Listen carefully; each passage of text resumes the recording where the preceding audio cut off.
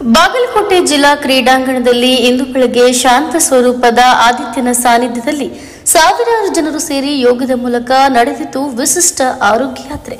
ಹೌದು, 11ನೇ ಅಂತಾರಾಷ್ಟ್ರೀಯ ಯೋಗ ದಿನಾಚರಣೆ ಅಂಗವಾಗಿ ಜಿಲ್ಲಾಡಳಿತ, ಜಿಲ್ಲಾ ಆಯುಷ್ ಇಲಾಖೆ ಹಾಗೂ ಜಿಲ್ಲೆಯ ವಿವಿಧ ಸಂಸ್ಥೆಗಳ ಸಹಯೋಗದಲ್ಲಿ ನಡೆದ ಈ ಕಾರ್ಯಕ್ರಮವು ಹೊಸ ಅರಿವಿಗೆ ದಾರಿ ತೋರಿದೆ. ಕಾರ್ಯಕ್ರಮವನ್ನು ಉದ್ಘಾಟಿಸಿದ ರಾಜ್ಯಸಭಾ ಸದಸ್ಯ ನಾರಾಯಣ ಸಾ ಭಾಂಡಿಗೆ ಮಾತನಾಡಿದ್ದು, ಯೋಗ ಎಂಬುದು ಔಷಧಿ ಇಲ್ಲದೆ ರೋಗ ನಿವಾರಣೆಗೆ ಶಕ್ತಿ ಹೊಂದಿದೆ ಎಂದಿದ್ದಾರೆ. ಹೆಚ್ಚುವರಿಯಾಗಿ ಇಂದಿನ ಋಷಿ ಪರಂಪರೆ ಸ್ಮರಣೆ ಮಾಡುತ್ತಾ ದಿನನಿತ್ಯ ಯೋಗಾಭ್ಯಾಸ ಜೀವನ ಶೈಲಿಯಾಗಿ ಪರಿವರ್ತನೆ ಆಗಬೇಕೆಂಬ ಆಶೆಯನ್ನು ಕೂಡ ತಳಹದಿಯಾಗಿ ಹಂಚಿದರು.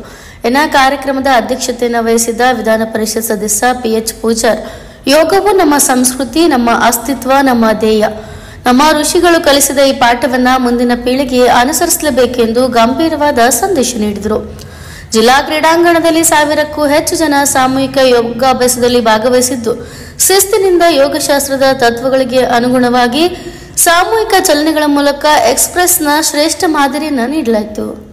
ಜಿಲ್ಲಾ ಮಟ್ಟದ ಅಧಿಕಾರಿಗಳಿಂದ ಪ್ರಾರಂಭಿಸಿ ಶಾಲಾ ಕಾಲೇಜು ವಿದ್ಯಾರ್ಥಿಗಳು, ಯೋಗ ಸಂಘಗಳ ಪದಾಧಿಕಾರಿಗಳು, ಸಾರ್ವಜನಿಕರು ಎಲ್ಲರೂ ಒಂದೇ ವೇದಿಕೆಯಲ್ಲಿ ಒಂದೇ ಉಸಿರಿನಲ್ಲಿ ಯೋಗದೊಂದಿಗೆ ಒಂದಾದರು.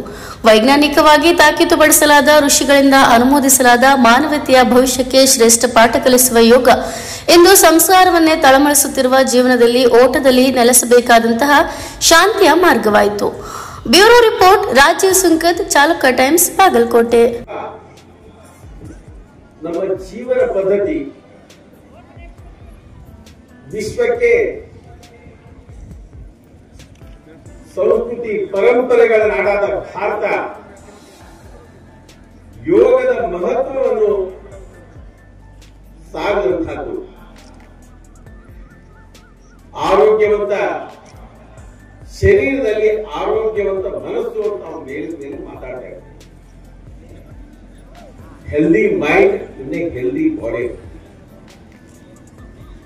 ನಮ್ಮ ಪರಂಪರೆಯಲ್ಲಿ ಋಷಿ ಮುನಿಗಳು, ತಪಸ್ವಿಗಳು ಸದಾಕಾಲ ವಿಶ್ವದ ಆರೋಗ್ಯಕ್ಕಾಗಿ, ವಿಶ್ವದ ಒಳಿತಿಗಾಗಿ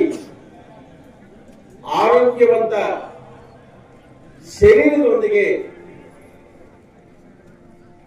ಭಗವಂತನನ್ನು ಆರಾಧನೆ ಮಾಡ್ತಾ ಇದ್ರು. ಇಂದಿನ ಉದ್ಘಾಟನೆ ಮಾಡಿದಂತ ಆತ್ಮೀಯ ಸ್ನೇಹಿತರು, ರಾಜ್ಯಸಭಾ ಸದಸ್ಯರು ಆದಂತ ಮಾನ್ಯ ನಾರಾಯಣ ಸಾ ಭಾಂಡಿಯವರು ವಾಸ್ತವಿಕವಾಗಿ ಬದುಕುವ ಕಲೆಯನ್ನು ಕಲಿಸಿಕೊಟ್ಟಂತಹ ಸಂಸ್ಕೃತಿ ನಮ್ಮದು. ನಿಸರ್ಗದ ಕಾನೂನುಗಳಂತೆ, ನಿಯಮಗಳಂತೆ ವ್ಯವಸ್ಥಿತವಾಗಿ ಬದುಕು ಕಟ್ಟಿಕೊಳ್ಳುವಂತಹ ಒಂದು ಚಿಂತನೆಯನ್ನು ಬಹಳ ವರ್ಷಗಳಿಂದ ನಮ್ಮ ಪೂರ್ವಜರು ಮಾಡ್ತಾ ಬಂದಿದ್ರು.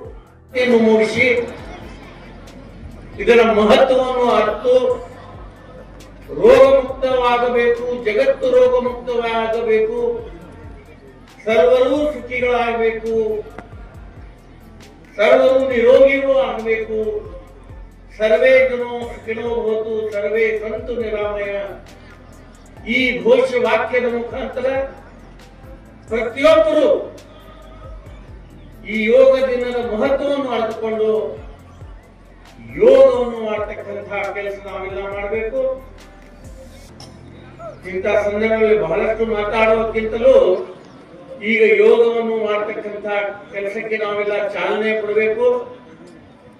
ಹೀಗಾಗಿ ಇವತ್ತಿನ ದಿವಸ ಇದು ಯೋಗ ದಿವಸದ ಮಹತ್ವ ಜಗತ್ತು ಅರ್ಥಕೊಂಡಿದೆ. ಕೇವಲ ಭಾರತ ಅಲ್ಲ, ಜಗತ್ತು. ಅದನ್ನು ನಾವು ಮುಂದುವರಿಸಿಕೊಂಡು ಹೋಗೋಣ. ಅದಕ್ಕಾಗಿ ಎಲ್ಲರೂ ಪ್ರಯತ್ನ ಮಾಡೋಣ ಅಂತ ತಮ್ಮೆಲ್ಲಲ್ಲಿ